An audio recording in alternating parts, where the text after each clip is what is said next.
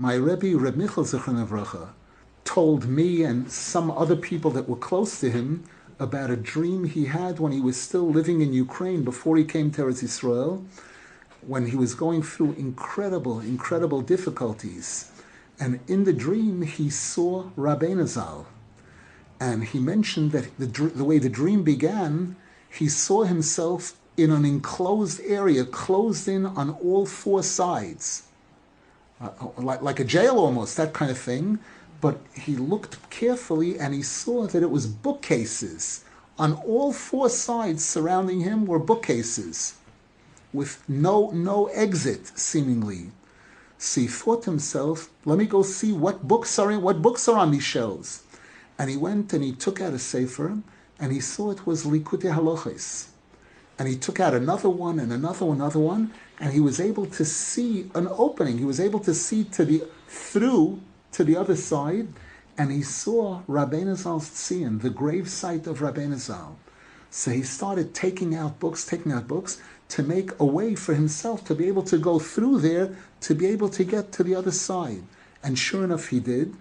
And he saw the Tzion, the kever of Rabbeinu Zal, with a chair on it, and Rabbeinu Zal sitting on that chair on the Tzion. And he's looking at Rabbeinu Zal this way, and Rabbeinu Zal is not looking at him. Rabbeinu Zal is looking perpendicular. He's looking at someone else, a friend of Rebbe Michel Dorfman, and he's talking to that friend. And Rebbe Michel was waiting there, anxiously waiting for Rabbeinu Zal to look towards him, to notice him. And it's going on, and he's feeling terrible, like he's ignoring me. And he said it got to a point where he felt he couldn't stand anymore. He had to sit down. So he sat down on the ground and he's watching this. He's watching Rabbeinu Zal speaking to this other person and feeling terrible that I'm being ignored completely. And then at one point he said Rabbeinu Zal swiveled, like on a swivel chair. He turned around to face him, and Rabbeinu Zal said, "Nu in Yiddish means, go ahead, Nu, what do you have to say?" And he was startled by it, and he said, he thought to himself for a second, Rabbeinu Zal's talking to me, I can't sit. And yet it was hard for him, but he said he picked himself up off the ground and stood up, and he started talking. He started saying, he understood that Nu meant, tell me, let me hear.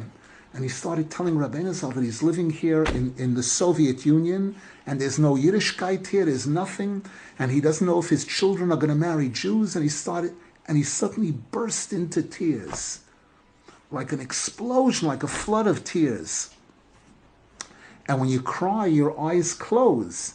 He closed his eyes and opened them, and he realized it's a dream. He saw he was dreaming, so he tried closing his eyes quickly to continue to dream. Couldn't do it anymore. Couldn't do it. And he said, but he remembered the face, the look of Rabbeinu Zal when he told him all of this. He saw a smile, but with pain, a pained smile. And he said he understood it afterwards to mean that it's going to be okay, but it's not going to be easy. Meaning, it's not going to happen in one day. It's going to take time, but everything is going to work out okay.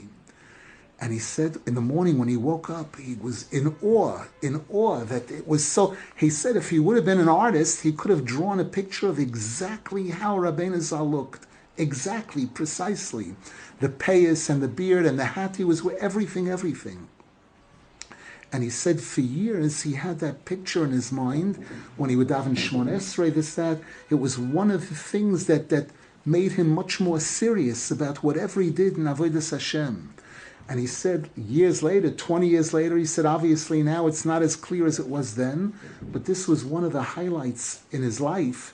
And he said he told it over to some of the elders in Breslover at the time. He described to them exactly how Rabbeinu Zal looked in the dream, and they told him, that's how you see him. Those that see Rabbeinu, that's how he looks.